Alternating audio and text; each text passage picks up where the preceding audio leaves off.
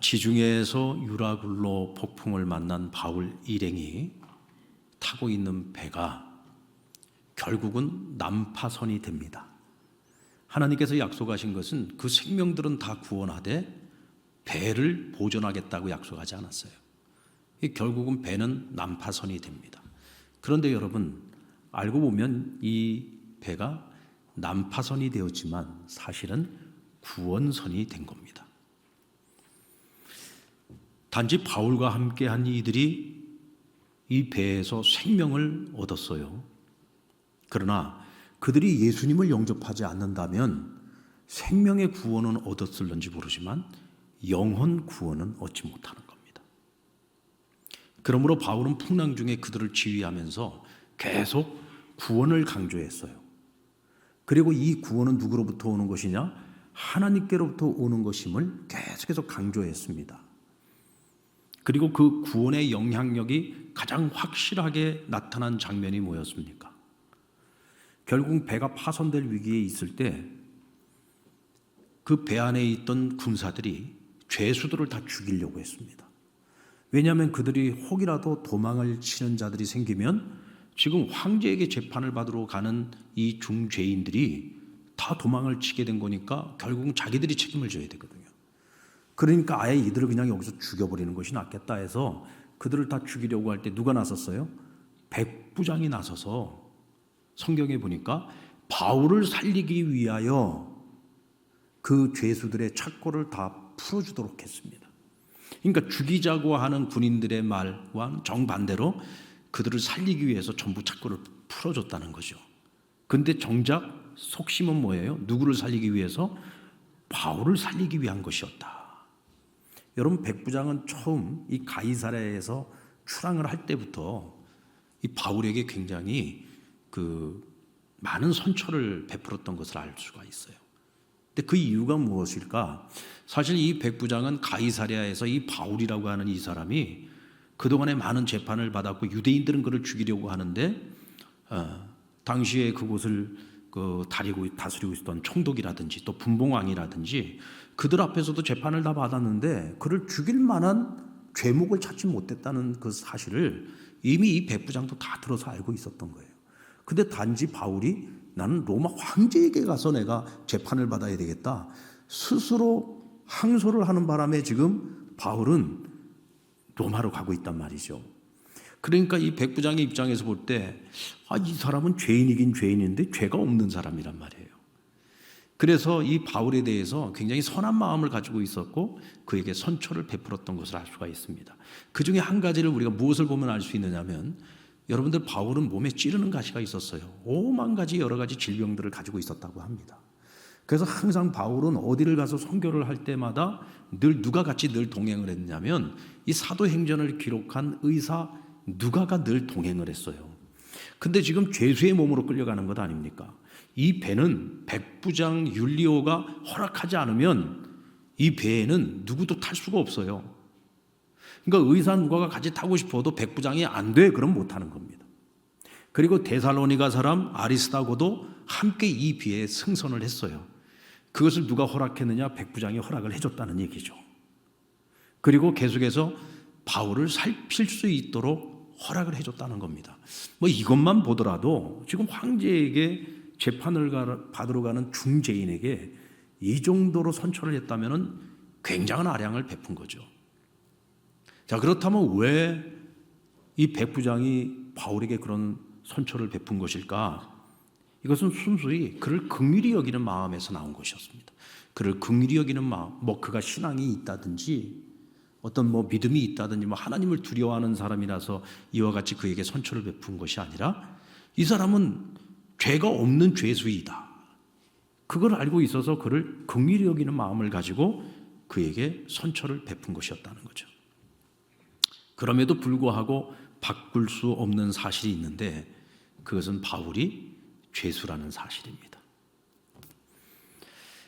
자, 그런데 유라굴라를 만났습니다. 그리고 구원의 여망을 다 잃어버린 가운데 그때부터 이 배의 리더십이 누구에게로 옮겨가지게 되죠? 바울에게로 옮겨가게 됩니다. 선장이 가장 강력한 리더십을 가지고 있었겠죠. 왜? 배를 책임지는 사람이니까. 그리고 그 모든 것에 대한 결정권은 누가 가지고 있었느냐? 백부장이 가지고 있었죠. 그럼에도 불구하고 자신들이 가지고 있는 힘과 권력과 지혜를 가지고는 할 수 있는 일이 없었어요.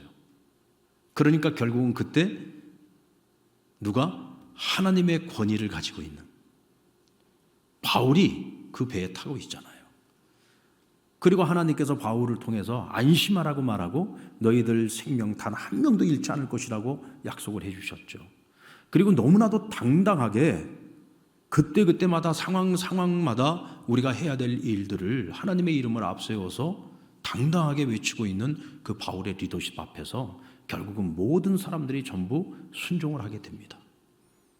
그래서 지금 도망치려고 하는 선원들을 막아야 된다 그러니까 닷줄을 끊어버렸고, 또 먹으라고 하니까 마치 어린아이들이 엄마가 해주는 밥을 먹듯이 주는 대로 다 받아 먹지 않았습니까? 그리고 결국은 배가 파손되기 전에 바울이 뭐라고 했어요? 헤엄을 쳐서 무태까지 갈 수 있는 사람들은 바다에 뛰어내리게 하고, 수영을 못하는 사람들은 내 몸을 의지할 만한 것들을 붙잡고서 물속에 뛰어들어라. 그렇게 해서 여러분, 한 사람도 빠짐없이 한 생명도 잃지 않고 어디로? 해변가로 파도에 휩쓸려서 가게 된 겁니다. 하나님이 함께하는 사람에 대한 영적 권위를 인정하고, 우리가 여기서 살아남고 로마까지 가기 위해서는 반드시 바울을 살려야 한다는 이 확신이 있었기 때문에 백부장은 바울을 살리기 위해서 죄수들의 착고를 다 풀어줬다는 거죠. 저는 이 말씀을 보면서요, 오늘날의 교회가, 그리고 오늘날의 우리 성도들이 세상 속에서 이와 같은 하나님의 영적 권위를 인정받을 수 있다면 우리가 세상을 변화시킬 수 있지 않을까라는 생각이 들더라고요. 그런데 오늘날 우리 교회가 세상을 변화시키지 못하고 있다면은 단적으로 우리가 보면 오늘날의 교회가 이런 하나님의 영적 권위를 너무나 많이 상실하고 말았다. 많이 잃어버렸다.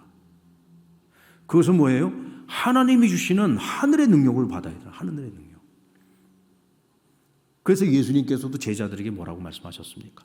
아버지께서 너희에게 하늘의 능력을 부어주실 때까지 예루살렘을 떠나지 말고 기다리라고 했어요. 그러니까 너희가 복음 전파를 위해서 세상을 향해서 나아가기 전에 너희가 먼저 해야 될 일은 뭐냐? 하나님께로부터 능력을 받아야 된다는 거예요. 하늘로부터는 하나님이 주시는 능력, 성령의 능력을 받아야만 우리가 세상을 변화시킬 수 있어요. 그리고 세상이 우리가 가지고 있는 하나님의 영적 권위 앞에서 무릎을 꿇을 수밖에 없는 거죠. 자, 그렇다면 오늘 어떻게 하면 우리가 이 하나님의 영적 권위를 회복할 수 있을까? 교회와 성도들의 삶이 어떻게 하면 이 영적 권위를 회복할 수 있을까? 여러분, 길은 한 가지밖에 없습니다. 성령 충만해야 합니다. 아멘. 성령 충만 외에는 길이 없어요. 왜? 세상이 절대로 알 수 없고 세상이 절대로 줄 수 없는 하늘의 능력은 오직 성령님을 통해서만 우리가 받을 수 있는 거예요. 자기들이 가지고 있지 못하기 때문에 성령의 능력을 가지고 있는 교회 앞에 그들이 굴복할 수밖에 없는 거죠. 근데 그것을 가능케 하는 것이 뭐냐? 성령 충만이다. 자, 그렇다면 이와 같은 성령 충만은 우리가 어떻게 얻을 수 있는 것이냐? 여러분, 우리가 지난 행복축제 기간 동안 찰떡부흥회를 하지 않았습니까? 성령 충만의 길은 간단합니다. 하나님께 우리가 찰떡같이 붙어서 살아가는 거예요. 그럼 우리가 어떻게 찰떡같이 붙어서 살아갑니까? 수레바퀴의 삶의 그 비밀이죠. 여러분, 수레바퀴의 삶이 뭡니까? 우리 제자 훈련하신 분들은 다 아시잖아요. 제자 훈련을 받고 그 훈련의 과정 속에서 우리가 수레바퀴의 삶을 계속 실천했고, 또 지금도 이제는 그것이 우리의 삶의 어떤 하나의 습관이 되어서 매일매일 하나님과의 관계 속에서 경건의 훈련을 하면서 우리가 살아가고 있잖아요. 간단합니다. 그건 가장 기본적인 거예요. 하나님 말씀 안에서 살아가는 거죠. 매일 말씀을 읽고 묵상하고 또 묵상되어진 하나님 말씀을 내 삶 속에서 실천하면서 살아가는 거예요. 순종하면서 살아가는 겁니다. 그게 뭐예요? 말씀 안에서 살아가는 거죠. 말씀 안에서 살아가는 것은 곧 뭐냐? 말씀이 곧 하나님이시기 때문에 하나님과 동행하는 삶은 곧 말씀과 함께 동행하는 삶을 살아가는 겁니다. 어쨌든 간에 우리는 하나님과 찰떡같이 붙어서 살아가려면 하나님하고 친밀해야 되잖아요. 친밀하려면 어떻게 해야 됩니까? 교제를 나눠야죠. 우리가 하나님과 어떻게 무엇으로 교제를 나눌 겁니까? 그게 기도입니다. 기도죠. 기도를 통해서 우리는 하나님과 매일매일 만나고 교제하고 하나님과 소통하는 겁니다.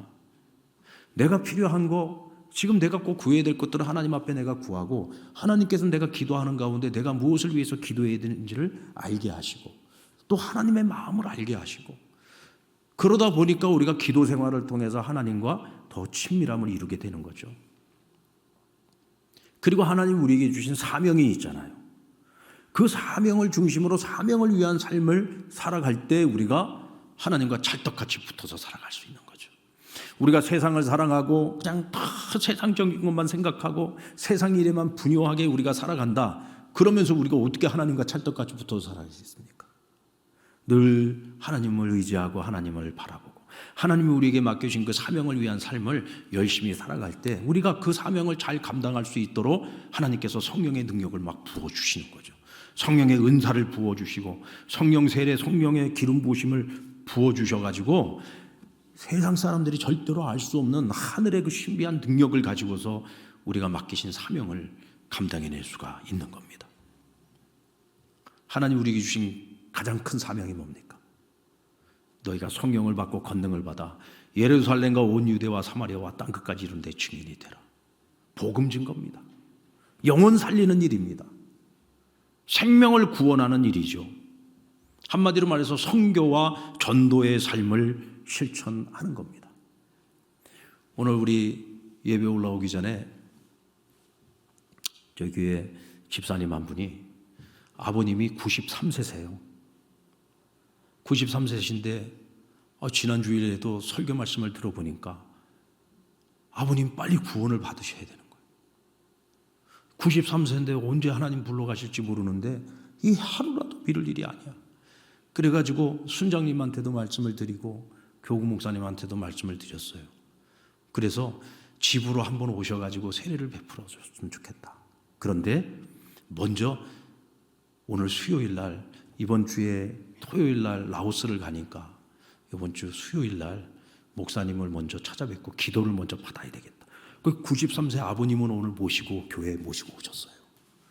근데 아버님이요 93세인데 얼마나 총기가 좋으신지 93세 그 정도의 건강을 갖고 계시면 굉장히 몸 관리를 잘하신 분이고 총기도 뛰어나시고 보니까 학식이 많으신 분이에요. 근데 보니까 이 아버님이 이미 준비가 다 돼 있어요.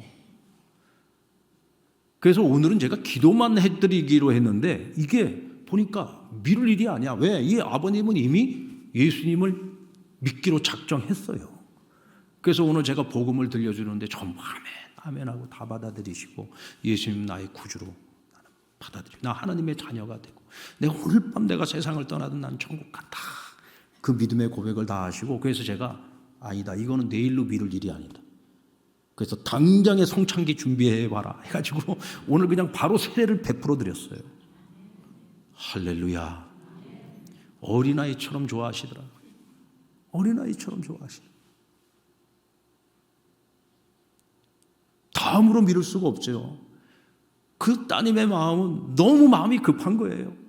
아버님 빨리 하루라도 빨리.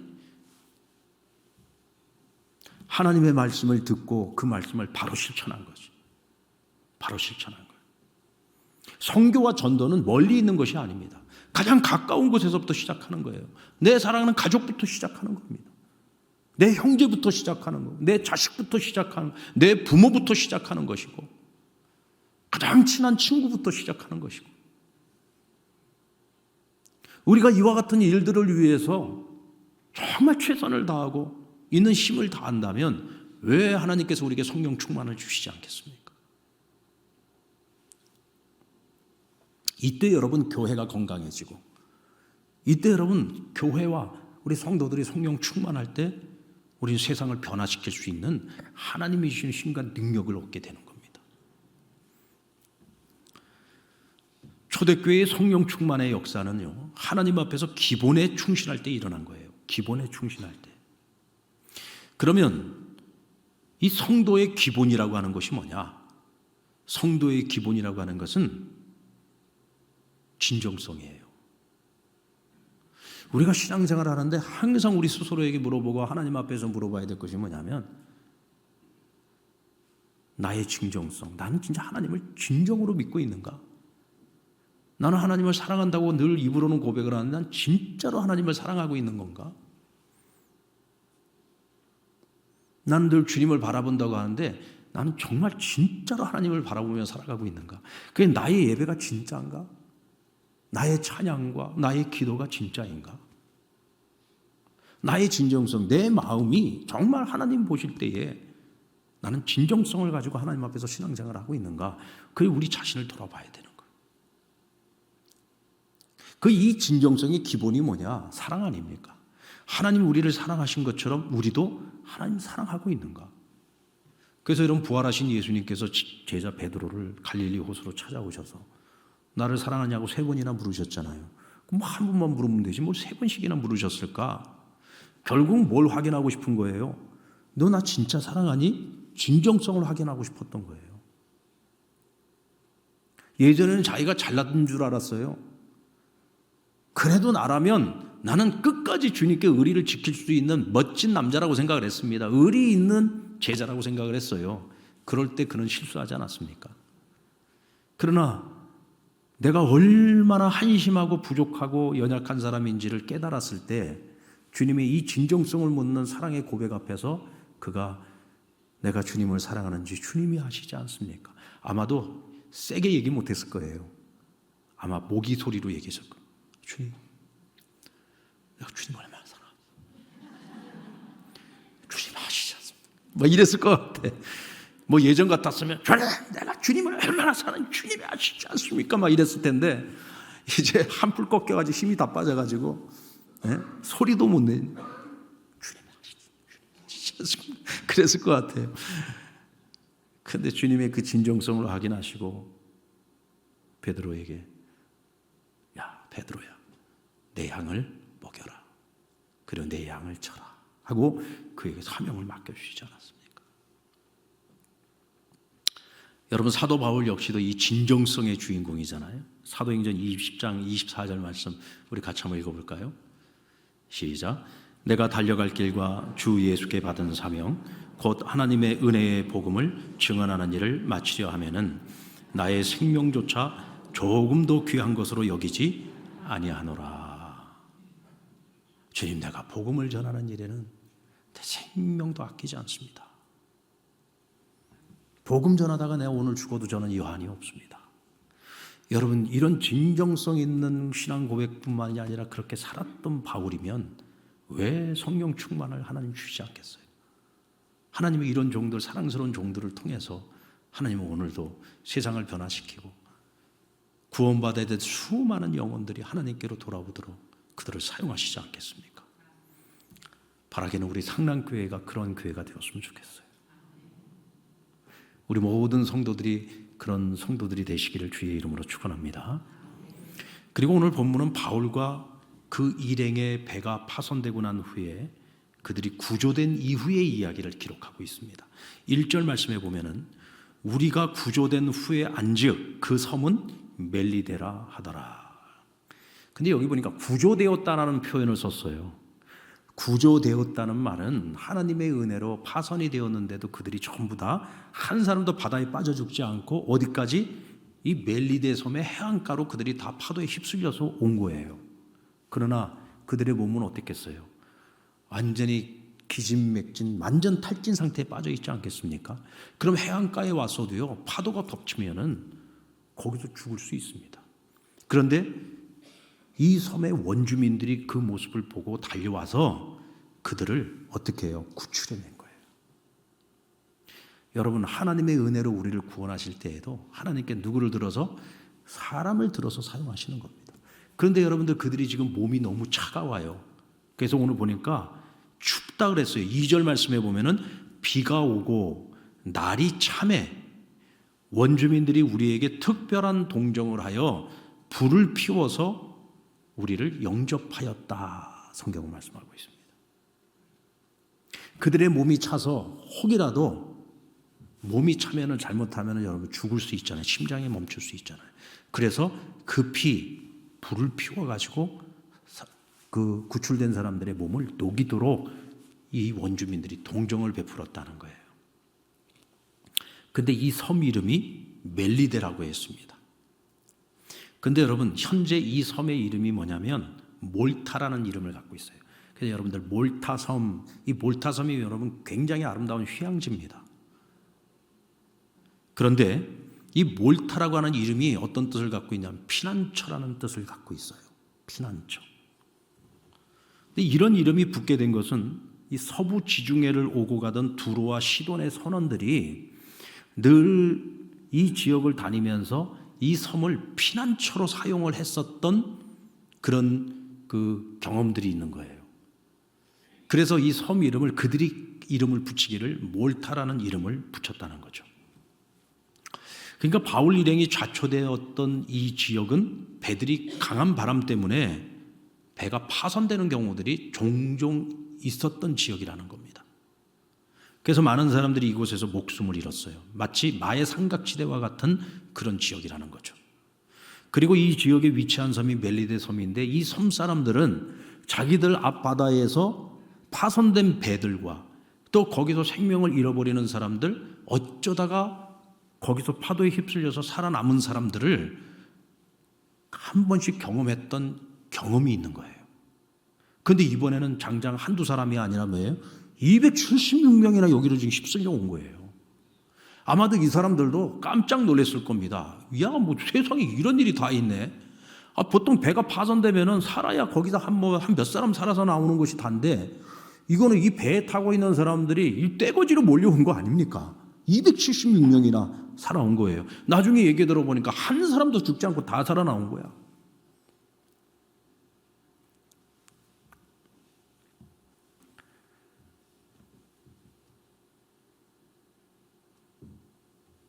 그래서 오늘 이 살아나온 사람들에게 오늘 이 원주민들이 은혜를 베푼 거죠.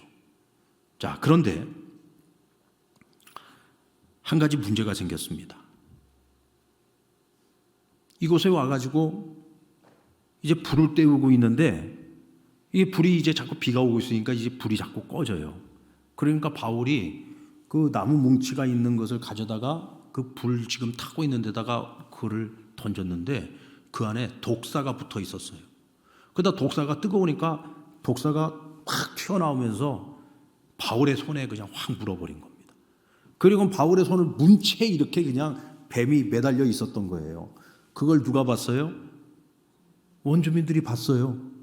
그러면서 이 원주민들이 뭐라고 얘기합니까? 4절 말씀 한번 보겠습니까? 4절 시작. 원주민들이 이 짐승이 그 손에 매달려 있음을 보고 서로 말하되 진실로 이 사람은 살인한 자로다. 바다에서는 구조를 받았으나 공의가 그를 살지 못하게 함이로다 하더라. 이게 지금 무슨 얘기입니까?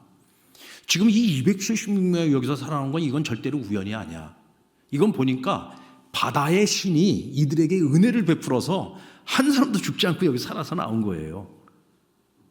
그런데 지금 바울이 누구에게 물렸어요? 독사에게 물린 거야. 그런데 원주민들이 볼 때 이 독사는 익히 잘 알고 있는 뱀이에요. 딱 보니까 금방 알겠어요. 이게 독사라는 거를. 근데 독사한테 물리면 보통 수시간 내에 몸이 붓고 결국은 생명을 잃게 돼요. 그러니까 이 원주민들이 어떻게 생각을 했냐면 이 사람이 바다의 신의 은혜로 여기서 살아서 나왔어. 살아서 나왔는데 이 사람이 뭔가 지은 죄가 있어. 그래서 뭐라고 얘기냐면 그가 살인자다 그랬어요. 이 사람이 정말 누군가를 죽이는 살인자였기 때문에 지금 이 사람을 공의로 신이 처벌을 하는 것이라는 겁니다. 근데 여기서 공의라고 하는 말이 일반적으로 우리가 쓰는 그런 공의라는 말이 아니에요. 이게 헬라어로 보면은요, 당시의 정의와 복수의 화신인 여신 디케를 지칭하는 단어입니다. 같은 단어예요. 그러니까 지금 무슨 얘기냐면 바다에서 죽이지 못한 복수의 여신이 독사의 이빨로 오늘 바울을 죽이려 한다는 겁니다. 왜? 그는 살인자이기 때문에. 그러니까 이 사람들은 여러분들 원시 종교의 어떤 그런 신앙을 가지고 있는 사람들인 거예요. 그러니까 이 사람들이 볼 때는 276명이나 살아나온 거는 이건 바다의 신이 이 사람들에게 은혜를 베풀어서 나왔다. 그러니까 알지 못하는 사람들인데도 그들에게 은혜를 베푼 겁니다. 그러니까 신에 대한 두려움이 있는 거죠. 그런데 오늘 이 바울이라는 사람은 보니까 신의 은혜로 살았다가 이 사람이 악한 자이기 때문에 지금 뱀을, 이 독사를 통해서 이 바울을 죽이려고 한다는 거예요.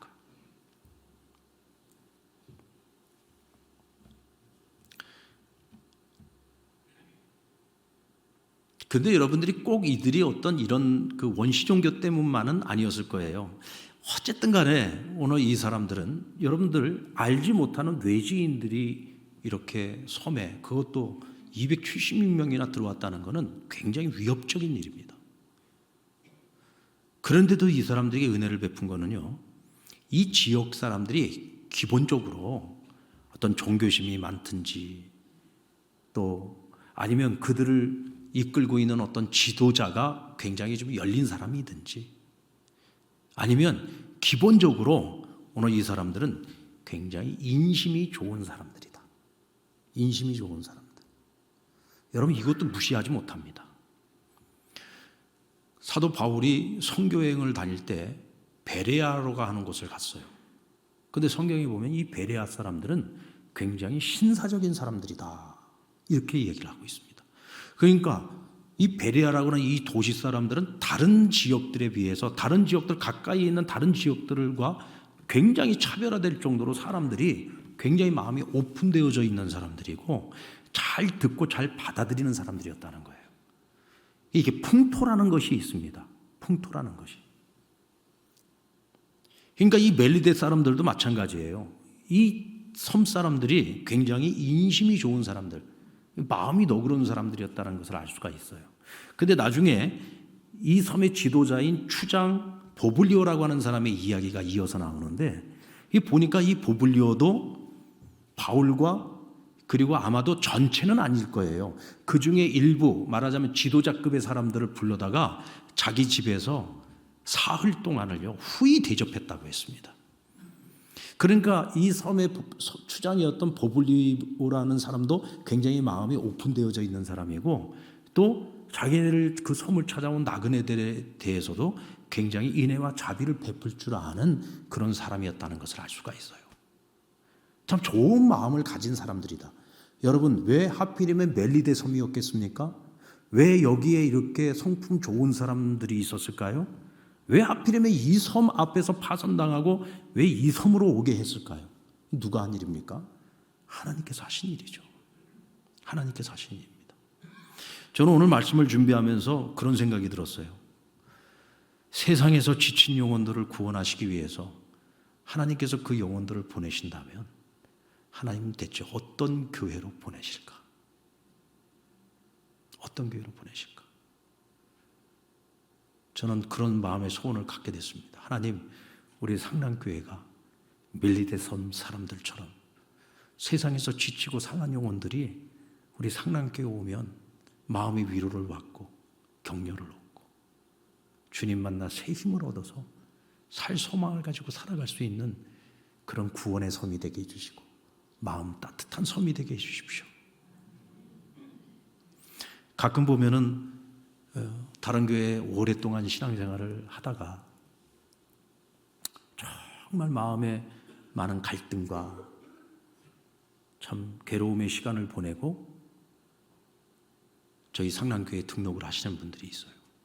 그래서 제가 그런 분들한테는 왜 오시게 되었느냐고 묻지를 않습니다. 왜냐하면 다 사연들이 있거든요. 그런데 어쩌다가 같이 이야기를 하다 보면 본인들이 얘기를 하는 경우가 있어요. 근데 이제 그분들 얘기를 들어보면 한결같아요. 이유는 같습니다. 목사님 제가 살려고 왔습니다. 살려고 왔습니다. 자, 그런 말 들으면요 진짜 마음이 무너집니다. 아니 하나님의 교회들인데 그 하나님의 교회에서 오랫동안 같이 신앙생활하고 다 했는데도 왜 내가 살려고 그것을 떠났을까? 참 그런 말을 들으면 참 마음이 아파요. 그리고 살기 위해서 그 교회를 떠나서 우리 교회로 왔다는 얘기를 들으면 그만큼의 책임감도 느끼죠. 이분들이 우리 상랑교회에 와서 예배를 통해서 성도들과의 교제를 통해서 마음의 위로를 얻고 새 힘을 얻고, 어느 가정은 그러더라고요. 자기네는 장사를 하기 때문에 주일날 딱 하루밖에 교회를 올 수가 없다는 거예요. 주일날에도 오전 예배 끝나고 나면 또 장사를 해야지 되는데, 그러니까 자기네는 주일날 그 예배 시간에 하나님 말씀, 설교 말씀 듣고 그걸로 정말 한 주간을 자기네는 산대요. 그러니까 이분들은 아주 신앙심이 깊은 분들이야. 근데 먹고 사는 문제 때문에 다른 건 아무것도 할 수가 없는 거예요. 근데 주일 예배 시간 그 받은 말씀 가지고 일주일을 버티면서 살아간다는 거예요. 근데 자기네가 3년 동안을 공허한 시간을 보냈던 거예요. 3년 동안을. 그러니까 너무 괴롭고 힘들어서, 그런데도 정든교회라서 참 떠날 수는 없고 갈등하고 기도하다가 결국은 자기네가 영적으로 살기 위해서 성길교회를 찾다가 우리 상랑교회에 왔다 그러더라고요. 우리 상랑교회도 뭐 바로 등록한 건 아니에요. 한 몇 달을 다니고 계속 예배를 드리다가 우리 상랑교회 돈. 요즘 뭐 예배 드릴 때 보면 얼굴이 그냥 훤해요. 참 제가 그런 모습을 보면서 우리가 또 책임감도 느끼면서 또 한편으로 오늘 이 말씀을 묵상하면서도 그런 생각이 드는 거예요. 하나님, 난파당한 사람들이 쉼을 얻고 구원을 얻을 수 있는 그런 멜리데 성처럼 우리 상랑교회가 그런 교회가 되게 해주십시오. 그런 교회가 되게 해주십시오. 이제 오늘 본문으로 우리가 한 걸음 더 들어가서 보면 이 멜리데 섬에서 일어난 독사 사건과 또 추장 보블리오의 부친 치유 사건을 살펴보도록 하겠는데요. 자, 오늘 바울과 한 배를 탔던 270명 어쨌든 다 살았습니다. 그랬으면 이제 구원받은 거잖아요. 근데 또 다른 사건이 그들 앞에 기다리고 있습니다. 아까 말씀드렸던 것처럼 바울이 독사에게 물린 겁니다. 여러분 보세요. 이 배에서 위기를 만났을 때 하나님이 영적 권위를 확실하게 세워주셔서 바울의 리더십을 확실히 세워줬어. 그래가지고 모두가 다 살아서 약속대로 지금 다 살아난 거 아닙니까? 그랬으면 끝난 거잖아요. 그런데도 그들 앞에 갑자기 바울이 독사에게 물려가지고 잘못하면 큰 시험거리가 될 일이 생긴 거죠. 근데 여러분, 바울이 독사에게 물려서 죽었습니까? 살았습니까? 살았어요. 그것도요, 오늘 성경에 보니까 조금도 놀라지도 않았어. 뭐야? 그러고 툭 털어낸 거예요. 툭 털어냈는데 안 죽어. 근데 더 재밌는 거는 원주민들이, 아니 사람이 독사에게 물렸으면 어떻게 해야지 됩니까? 독이 퍼지지 않도록, 자기네들은 그래도 원주민이니까 잘 알 거 아니에요. 그러면 와서 뭐 팔을 여기를 독이 퍼지지 않도록 묶는다든지, 아니면 묶은 다음에 뭐 여기를 잘라버린다든지 뭔가 조치를 해야 될 거 아니야. 그런데 이 사람들은 지켜봤다 그랬어요. 뭘 지켜보느냐? 죽는지 아니 죽는지. 아니 그렇게 인내심이 많고 그렇게 긍휼을 베풀던 이 원주민들이, 아니 뱀에 물린 사람한테는 왜 자비를 베풀지 않고 그냥 그가 죽는지 지켜봤다 그랬어요. 왜 그랬을까? 아까 말씀드린 것처럼 그들은 이게 지금 신의 저주라고 생각을 한 거예요. 그가 저지른 죄 때문에 신이 지금 저주를 내서 이 사람을 지금 독사에 물려 죽게 만드는 거기 때문에 이 사람이 죽는지 보자. 그리고는 다들 이렇게 쳐다보고 있는데 바울은 아무렇지도 않은데 툭 털어버리더니 몸이 붓지도 않고 쓰러지지도 않고 죽지도 않아. 그리고 너무 당당한 거예요. 그러니까 다들 바울을 보면서 처음엔 뭐라고 했어요? 저는 살인자다 그랬어요. 그런데 나중에 뭐라고 얘기합니까? 그가 신이구나. 그가 신이구나. 그러니까 저 독사한테 물렸는데도 죽지 않지. 그리고는 다들 그냥 깜짝 놀라서 뒤로 자빠지는 거예요. 그런데 여러분, 이게 원주민들만 그랬겠습니까?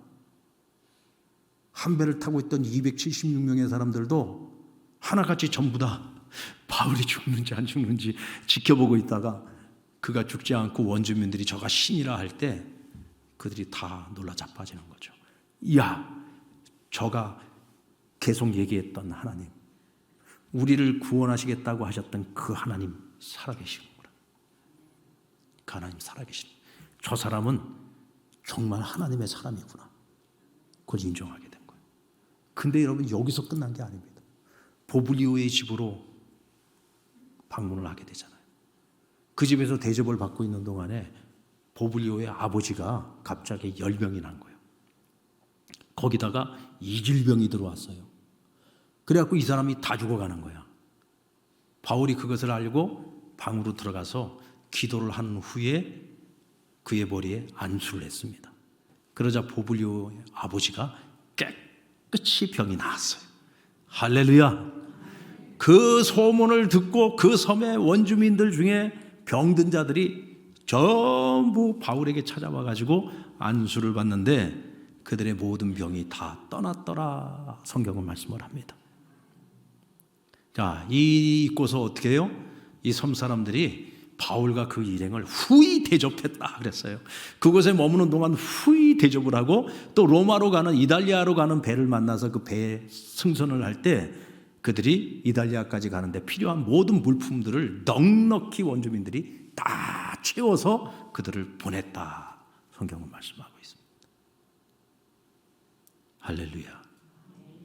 왜 여러분들 그들이 배에서 난파가 되었어도 다 살아남았는데 그것으로 끝나지 않고 이 독사 사건과 이 보블리오의 아버지를 살린 사건과 또 그 섬에 있는 많은 병자들을 고치는 이 사건까지 계속 이어졌던 걸까요?